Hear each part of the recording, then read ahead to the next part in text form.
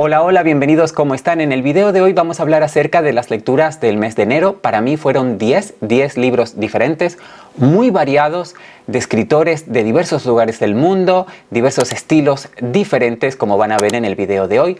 10 libros me parece una cantidad quizá excesiva, pero la verdad es que el mes de enero se me hizo larguísimo y me dio mucho, pero mucho tiempo para leer. En todo caso, no importa la cantidad de libros que leamos, sino la calidad. Y estoy en general muy satisfecho con la calidad de mis lecturas del mes pasado. Voy a comenzar con una novelita deliciosa que recomiendo absolutamente a todo el mundo que esté viendo este canal.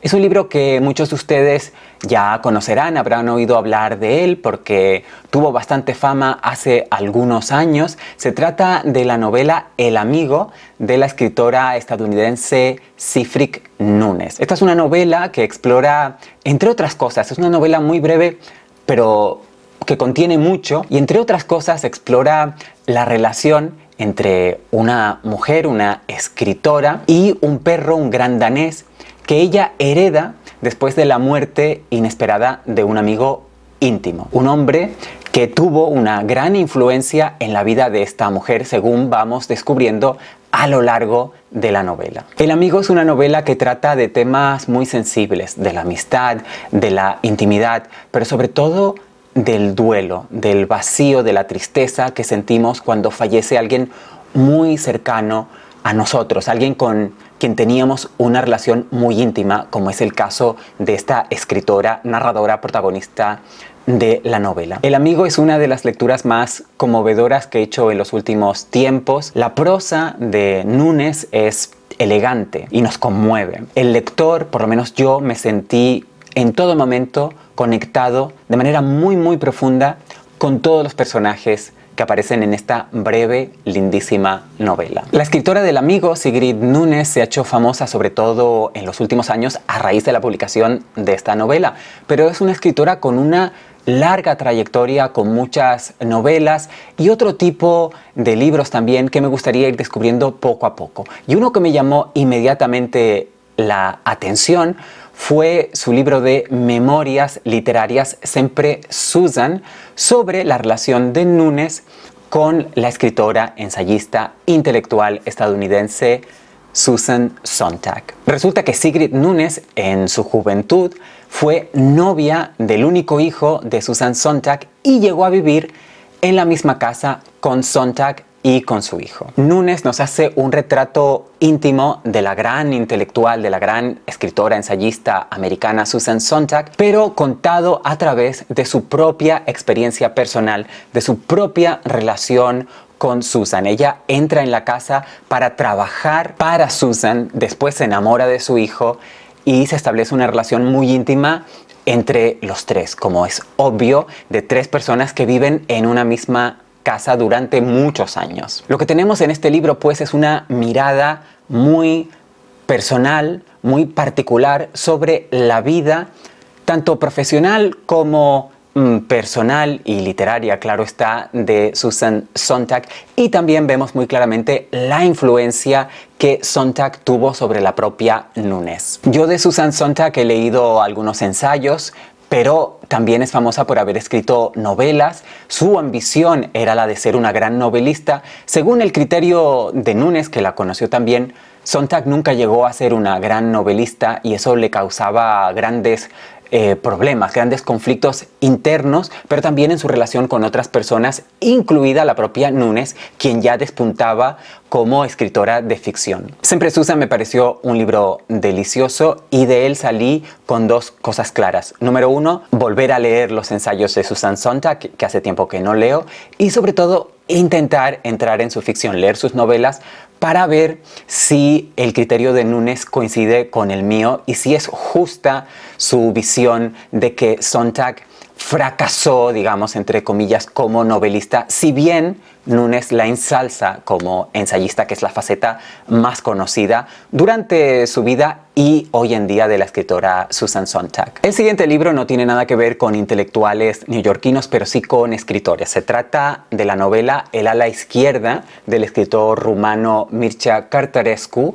Se trata de la primera novela en la trilogía titulada El Segador. Aquí tengo la traducción en castellano de Marian Ochoa Derive, publicada por la editorial Impedimenta, que tuvo a bien enviármelo. Yo definiría esta novela como un viaje surrealista, aunque la palabra quizá no sea la más adecuada, a través de la memoria, ahí es muy proustiana, también a través de la historia, en este caso de la historia del siglo XX de Europa Central o de Europa del Este, en concreto de Rumanía, y de la imaginación. La novela está situada principalmente en la ciudad de Bucarest, la capital de Rumanía, y combina elementos autobiográficos de Cărtărescu con fantasía y exploraciones metafísicas, filosóficas, pero aquí la filosofía es oriental, no es la filosofía occidental, griega, alemana, francesa, continental, por resumir, sino las filosofías asiáticas, orientales. Lo que yo destaco de esta novela es la imaginación desbordante del escritor y cómo consigue mezclar la realidad y la ficción de una manera tan magistral, algo que no es nuevo para nosotros, los lectores en español, porque nosotros venimos de la tradición del realismo mágico, venimos de García Márquez, venimos de Elena Garro, venimos de Alejo Carpentier, venimos de Julio Cortázar, venimos de Borges. Aquí tenemos un poco más de Kafka, un poco más de Proust, como dije antes, y el resultado es un universo literario único, no hay imitación de nadie aquí. Eso sí, una advertencia, este libro es denso, es poético. Yo creo que es ideal para lectores que quieran un desafío y que quieran enriquecer sus experiencias lectoras. Fue una experiencia lectora la mía bastante desafiante. Hay partes del libro que me interesaron más que otras. A mí las partes que más me gustaron de esta novela son las partes en las que el escritor se enfrenta a la escritura y nos describe lo que le rodea, su cuarto, su cuerpo incluso, y la ciudad de Bucarest, una ciudad que yo no conozco, no he estado nunca en Bucarest ni en Rumanía, pero Mircea Cărtărescu nos describe la capital de una manera tan personal y tan única que yo creo que ni aunque hubiese estado en Bucarest hubiese llegado a ver la ciudad como la veo ahora, a través de la literatura y a través de la obra de este gran escritor, sin duda europeo. Confieso que no tengo prisa por leer la segunda novela de la trilogía, pero sí me interesó lo suficiente, bueno, de sobras, para querer leer la segunda y la tercera novelas en esta trilogía, y también otras obras de Cărtărescu me gustaría leer. Ustedes me han recomendado mucho un cuento suyo que se llama El Ruletista y espero poder hacer esas lecturas en algún momento, pero como digo, no tengo prisa porque de momento mis prioridades literarias digamos que van por otro camino diferente. Pero bueno, es un escritor que es importante, yo creo que vale mucho la pena descubrirlo y no sé, quizás esto sea demasiado para empezar, quizás sea una mejor idea empezar por los cuentos, empezar por El Ruletista. El mes de enero también hubo lugar para dos lecturas de la antigüedad. La primera de ellas fue La Odisea de Homero. Aquí tengo esta copia, esta edición de Alianza Editorial, aquí traducida al castellano por Carlos García Gual. Es una versión en prosa. Recordemos que La Odisea es un poema épico, pero en castellano y en otras lenguas modernas normalmente podemos elegir entre diferentes traducciones. Y no solo eso, sino también entre diferentes versiones. Podemos leerla en una versión traducida en verso, o hay versiones también como esta traducidas en prosa. A mí la traducción en prosa se me hace mucho más fácil de leer en este caso, sobre todo porque una traducción del griego homérico a una lengua moderna va a perder muchísimo de lo poético, y siendo ese el caso, pues yo, y es una cuestión completamente personal, prefiero leerla en prosa. Pero diré que la he leído también en verso, La Odisea.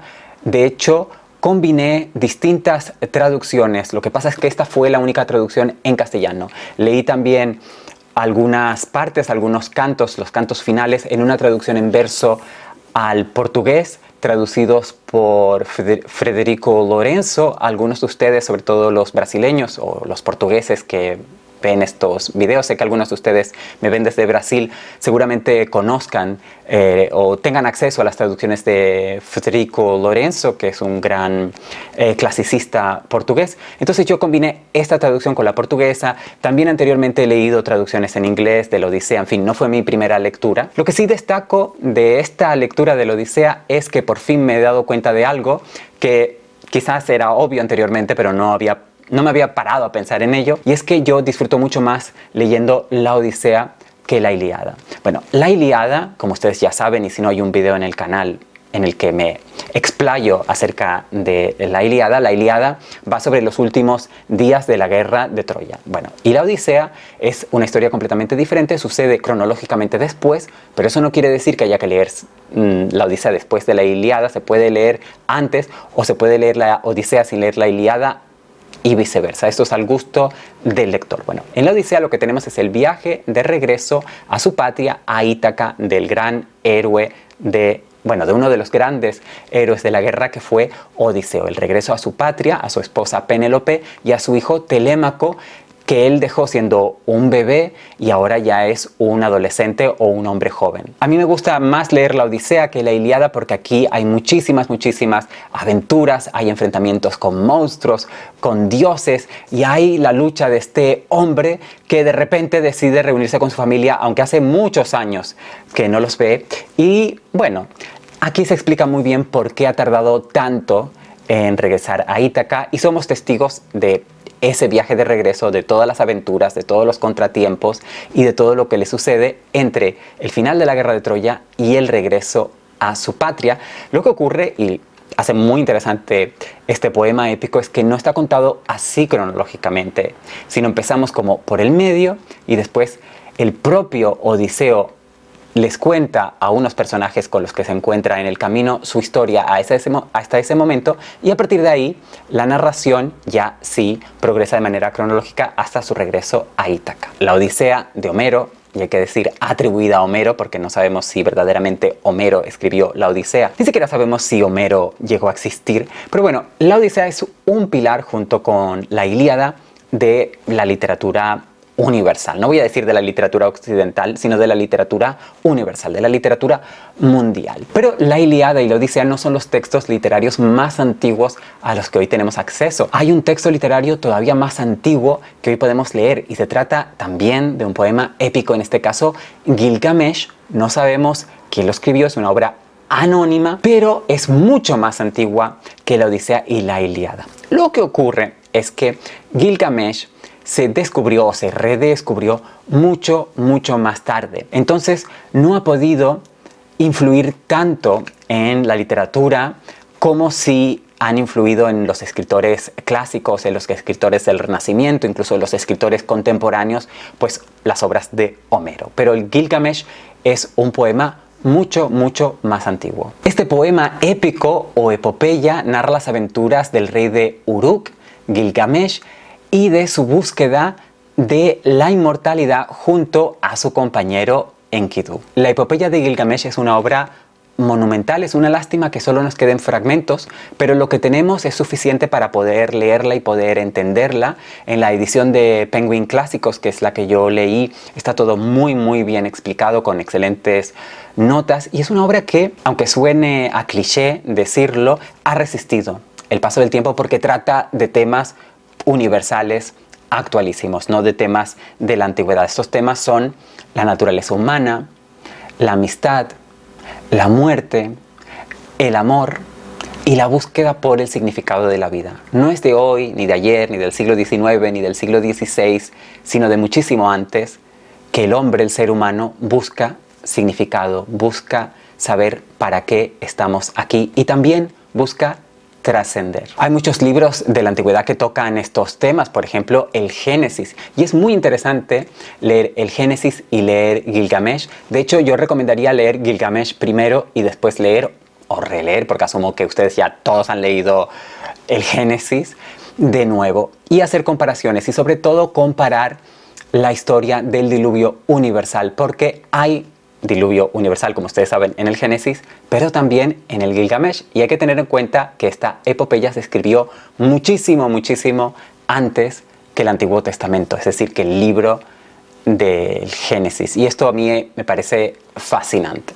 Y hablando de la Biblia, aunque el siguiente libro no tiene nada que ver con la antigüedad ni con la Biblia exactamente, es un libro que sí tiene que ver con la religión, en este caso específicamente con la religión católica. Se trata de una novela inglesa titulada Frosty May, de la escritora Antonia White. Es una novela que no sé sinceramente si está disponible en castellano. Si lo está, pueden buscar los detalles en la descripción, y si no, pues en la descripción simplemente aparecerá el título y quizá un enlace a la edición en inglés, y la puedo encontrar también, porque sé que algunos de ustedes también leen en inglés. Es una novela maravillosa. Es la historia de una joven, de una niña llamada Nanda Gray, que tiene que ir a una escuela, a un colegio de monjas, que es un convento muy católico, muy estricto en Inglaterra. Esta novela explora el crecimiento personal de esta niña, también su crecimiento espiritual y todos los desafíos con los que tiene que enfrentarse para adaptarse a un ambiente tan rígido, dogmático y, por supuesto, hipócrita como este colegio que nos retrata aquí de una manera tan exacta, tan maravillosa, tan dura a veces, pero tan tierna en otras, Antonia White. Y siguiendo con mi interés por la literatura rusa, en enero también leí Un héroe de nuestro tiempo, de Mikhail Lermontov, aquí publicado por Nórdica Libros, editorial que me lo envió muy amablemente. Muchas gracias. En esta edición lo que tenemos es la traducción de Luis Abollado Vargas. Esta es una novela un poco particular, es de mediados del siglo XIX, de los años 40 del siglo XIX. Es un clásico de la literatura rusa. Lermontov es uno de los grandes escritores rusos del siglo XIX, pero mucho menos conocido que los gigantes Dostoyevsky y Tolstoy. Y como ya he leído varios libros de Dostoyevsky y Tolstoy, pues por eso me interesaba particularmente leer a Lermontov. En este libro lo que tenemos es la vida de un joven oficial del ejército llamado Pechorin, un personaje bastante complejo y a menudo contradictorio. Y aquí lo que tenemos son sus aventuras en el Cáucaso. El libro está estructurado como una serie de relatos, así que yo lo consideraría más bien una novela, pero se puede considerar también como una serie de cuentos. Pero la narración no es estrictamente cronológica, por eso es importante leer el prólogo, en este caso, de nada más y nada menos que Vladimir Nabokov, porque en el prólogo Nabokov nos explica bastante bien no solo de qué van los relatos, sino cuál sería el orden cronológico y por qué. Así que uno puede leerlo como está publicado, o si quiere incluso en una relectura, diría yo mejor, leerlos en orden cronológico siguiendo las indicaciones de Nabokov. Esta novela se considera una obra maestra del realismo psicológico, algo que después exploraría mucho, sobre todo Dostoyevsky. Es una novela llena de melancolía, es un retrato del desencanto de una generación de rusos por temas políticos, algo que quizás sea tristemente actual, no lo sé. A mí es una lectura que me dejó un poco frío, y no es un juego de palabras por tratarse de una novela ambientada en el Cáucaso. Quizás no la leí en el momento adecuado para mí, no obstante la recomiendo, porque aunque para mí no acabara de funcionar y no sabría decirles exactamente por qué, tal vez para ustedes sí lo haga, y de hecho es una gran novela. En algún momento me gustaría releerla porque sospecho que no la leí en el mejor momento. Quizás mes de enero para mí no fue el mejor momento para leer una novela tan melancólica y que va sobre el desencanto. En fin, tal vez me hubiera venido mejor leer algo más luminoso en el mes de enero, y por eso sí les voy a recomendar mi siguiente lectura, que fue la novela americana de la escritora nigeriana Chimamanda Ngozi Adichie, una escritora famosísima, traducidísima. Ella escribe en inglés, pero sus obras están traducidas al español y a muchos otros idiomas. Tiene una obra bastante pequeña, de momento es una escritora relativamente joven. Americana es su novela más reciente, aunque ya tiene algunos años, y decidí empezar por esa novela porque nunca había leído nada de Adichie, y leyendo la sinopsis de sus novelas, esta fue la que más me llamó la atención en principio, y por eso la leí. Se trata de la historia de amor de dos personajes nigerianos jóvenes, Ifemelu y Obinze. Ellos se conocen en la época entre la escuela y la universidad, pero después la vida los lleva por por derroteros diferentes. De hecho, ella emigra a Estados Unidos, él emigra a Inglaterra. Una cosa que yo admiro mucho de esta novela y fue lo que más me gustó es que los personajes me parecieron personas de carne y hueso, y eso no es algo que pase siempre, ni siquiera algo que pase muy a menudo en la literatura. Así que me fascinó y la recomiendo muchísimo. Me pareció una obra muy poderosa. Hay muchas observaciones sociales, sobre todo observaciones sobre la emigración, también sobre temas raciales en el contexto de Estados Unidos. Hay una historia interesantísima que engancha desde el principio y grandes personajes. Poco después de terminar de leer Americana, no pude resistirme a agarrar otro nuevo libro de Adichie, y en este caso me fui a su primera novela, que en español se llama La Flor Púrpura, y nos cuenta la historia de una niña, en este caso de una niña que se llama Kambili, una niña nigeriana. La novela en este caso sí tiene lugar completamente en Nigeria. Esta niña vive con su hermano Yaya y con sus padres, pero el hogar es un lugar muy opresivo, religiosamente muy estricto. Eso me hizo pensar en el libro que mencioné antes, Frosty May, porque es un ambiente también ultra católico. Pero esta niña poco a poco va abriendo sus ojos, su mundo va cambiando, sobre todo cuando aparece en su vida o de repente adquiere un papel más importante en su vida una tía o una hermana de su padre. Es una novela fascinante, una gran historia, igual que Americana, una novela que engancha desde el principio hasta el fin. La prosa es maravillosa, lírica, y los personajes, como pasa en Americana, están muy bien desarrollados. Me llama mucho la atención, lo alabo todavía más, porque La Flor Púrpura fue la primera novela de Chimamanda, así que ya desde el principio nos demuestra lo gran escritora que es. Un libro que para mí fue una pequeña decepción, y fue una decepción porque yo tenía unas expectativas muy altas, fue Noches de Insomnio de Elizabeth Hardwick. Elizabeth Hardwick era una crítica literaria. De hecho, fue una de las fundadoras de la revista The New York Review of Books, que es hasta hoy una de las revistas literarias más importantes en inglés del mundo. Yo tenía una gran expectativa, sobre todo a partir del momento en el que supe que el libro El Amigo, la novela El Amigo de Sigrid Nunez, que fue la primera novela de la que hablé en este video, ¿no?, pues fue en parte inspirado por Noches de Insomnio. Así que pensé que era un libro que me iba a fascinar. Y no, en este libro en el que Hardwick reflexiona sobre su vida en Nueva York, este ambiente que me parece tan interesante y que me había gustado tanto leer en las obras de Nunez, pues aquí me dejó un tanto frío. Aquí ella pues reflexiona, como digo, acerca de su vida en Nueva York, acerca de su matrimonio con el poeta Robert Lowell, y hace muchas observaciones acerca de los grandes temas, el amor, la vida y el arte, sobre todo la literatura. Yo pensé que esto me iba a interesar mucho, pero hay un estilo que me pareció bastante pasado de moda, y es curioso que yo diga esto porque yo leo muchos clásicos y normalmente no encuentro que las diferencias de estilo me parezcan pasadas de moda, aunque lo sean. Normalmente me gusta leer libros escritos en estilos que ya no se utilizan, pero en este caso, no sé, hay algo que me pareció como demasiado fragmentado, muy distante, unas observaciones muy distantes, muy frías, casi crueles acerca de los personajes y de las situaciones que rodean a Hardwick. Es un libro que a mucha gente le gusta, y que a mí no me haya gustado, me haya dejado un poco frío, me haya decepcionado, no quiere decir que a ustedes no les vaya a gustar, así que lo recomiendo, pero me gusta que ya vayan un poco informados. Como siempre, la lista completa de todos estos libros está en la descripción.